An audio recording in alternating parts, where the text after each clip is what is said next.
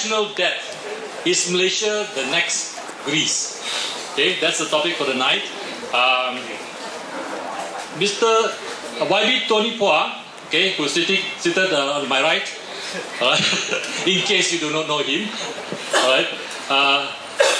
He's basically the National Publicity Director, Secretary for DAP. He's also the Member of Parliament for PJ Utara, all right. I understand from what I read in Wikipedia that he beat the last contestant basically by 19,000 over majority. I think there's a lot of support for him in PJ Utara. Okay.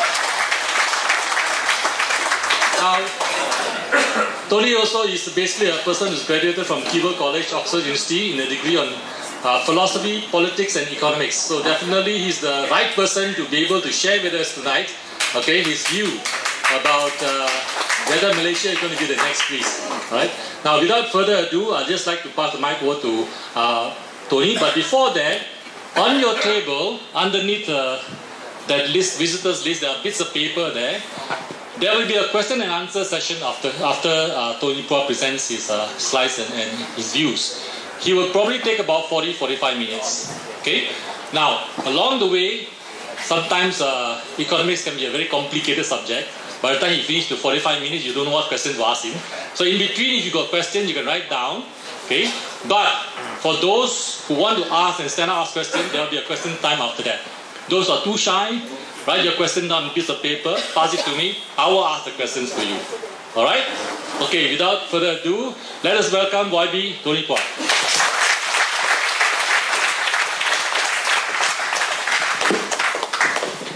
Thank you all. Thank you to SBM for having me here this evening. Thank you all for paying money to come and listen to me speak.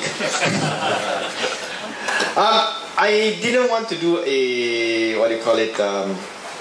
political drama style, will Malaysia become the next Greece thing. Well, the content is sort of similar, but it tends to be a bit more general. So, indulge me, or let me have a chance to show you numbers. I usually don't get to show this in dramas because then half the crowd will fall asleep.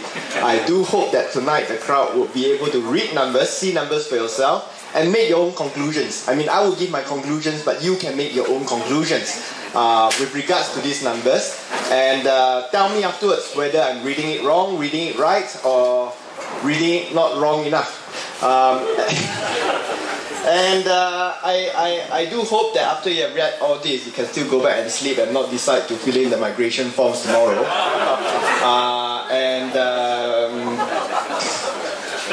I'll start by the next slide. Let's start with the topic debt. Sorry, the control is with me. 2007, our debt, 242 billion. This is our federal government debt. Federal government means the government, they borrow money to finance their expenditure, they incur a debt over a period of time. In 2007 is 242 billion, in 2009 is 363 billion, and 2011 is 456 billion. The earlier slide you see, I quite like this advertisement that someone did from SABM. It has a number of twin towers, as you can see, 407 billion. 407 billion is basically as at September 2011. Okay, and that is 81 Petronas twin towers. That's a pretty good depiction of what 407 billion can do for you. Not sure why we want 81 Petronas twin towers, but that's what 407 billion can do for you. Now, what I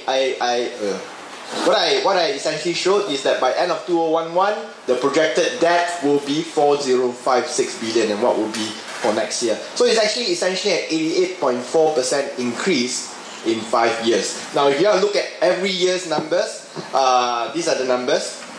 146 billion in 2001, back 10 years ago, 165, 189. But you can see, if you actually notice, that the slope is slightly steeper in the nearer the recent years. So it has been increasing at the faster pace in the recent years, like 242, 268, jump to 306, jump to 363, 407, 456. And that's sort of the concern that's being generated at this point in time, when the debt has actually essentially reached about 50%, 52% of our gross domestic product, or GDP, basically the size of our economy. Okay, I'll show you some other numbers. Now, with that, you have to pay that. Okay, you have to pay that. Everyone knows when you have that, you have to pay that. But the way government debt works is quite different. It's quite different from your typical housing loan debt. The housing loan debt, when you take a debt, you start paying almost immediately upon completion of your project, upon full drawdown. You get some grace period during the construction period, but once it's completed, it's fully drawn down, you immediately start paying, and it's counted in installment over the tenure of your loan. But government debt is a bit different. Government debt is you take your loan today, it can be a 5-year bond, they call it bonds, 5-year bonds. What you do is every year you only service the interest, which is anything between 3% to 5%. Okay, anything above 5% for government loan is expensive because we are still supposed to be fairly credit worthy. So 3 to 5% tends to be what you are paying. So if you are borrowing 100 million, you are paying 3 million in interest a year. So if you are borrowing 1 billion, then you are paying only, what's 3% of? 30 million a year. So it's chicken, peanuts, although you borrowed 1 billion.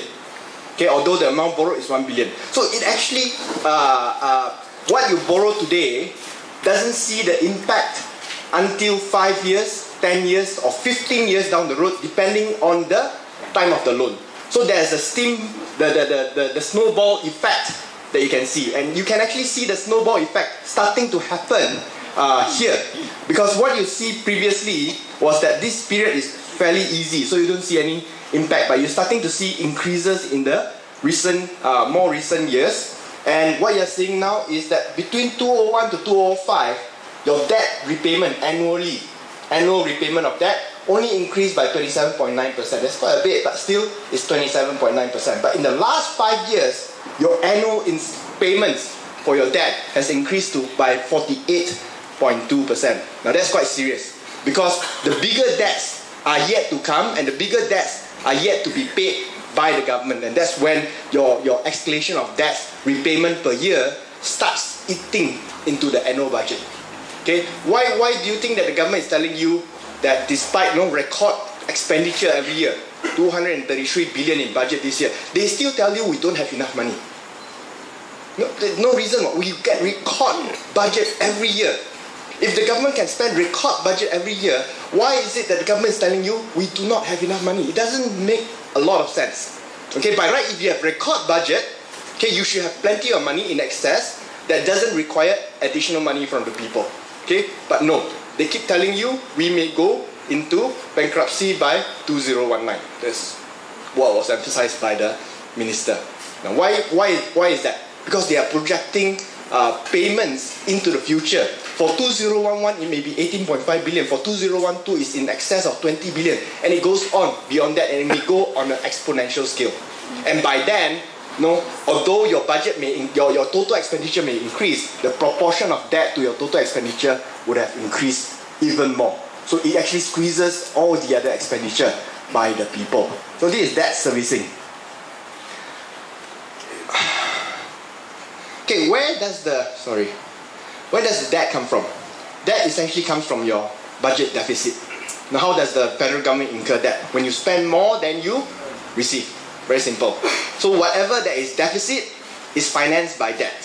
Simple as that. Okay? So every year you can see since 1998, and this is something that we like to sing in Parliament, whether rightly or wrongly, we say, since Anwar been kicked out of the Ministry of Finance, there's never been a surplus year. The last surplus year was 1997 when he was Finance Minister. After that, he was negative deficit all the way. Now this is in absolute figures. This is the deficit that we are incurring. It goes all the way to 2011, and 2012 is somewhere here as well. 2012 is also somewhere there. So you can see that after initial years of many years, around 20 billion of deficit, you see sudden escalation in deficits in recent years. And these are all financed by debt. And that's why our debt is increasing. Our debt is increasing, but we are not seeing the pressure yet in our accounts, because, as I mentioned just now, debt servicing comes later. Comes a fair bit later. So some of the worst debts that we are taking on today will only show its impact maybe 5 years down the road, when we are really, really squeezed. Okay, so you are looking at annual deficits of about 45 to 50 billion a year. Now, why is our why is our deficit so high? Our budget has been increasing every year. Why is it that we can't reduce our deficit? In fact, our revenue, I didn't manage to put up the chart for the revenue, but our revenue has been increasing very, very fast as well. We have been very, very lucky. You know, if you remember back in 2001, 2002, oil prices was only about $15 per barrel. Today is $100 per barrel. Okay, which means that we are a net oil exporter, which means that our revenue should have increased by leaps and bounds. Leaps and bounds. And it increased by leaps and bounds. So why are we having these big deficits? You know, the deficits happen regardless of whether your economy is doing well or your economy is not doing well. Normally in general, principles, when your economy is doing well, you try to eke out a surplus. Okay? So that you can save the surplus for a rainy day. When the economy is not doing well, you spend a bit more to stimulate your economy. Okay, that's the typical principle. Okay, but what happens here is that it doesn't matter whether your economy is doing well, your economy is not doing well. We spend, and spend. Okay, you just whatever money you have, you spend all of it. Now, where does it go? The bulk of it, about 75% of it, goes to operating expenditure. Okay, you can see operating expenditure. In 1998, it took only 45 billion to run your government. This operating expenditure means what? Rental, wages, your basic supplies and services like tables, chairs, equipments, your debt servicing is included, your payment of debt is included, your subsidies, civil service is the salaries, is included, and your the debt servicing is included. So it only took 45 billion to run your government back in 98. And 10 years ago in 2001, it's only 63.8 billion. Today, next year, it will be 181 billion. So this is a huge increase in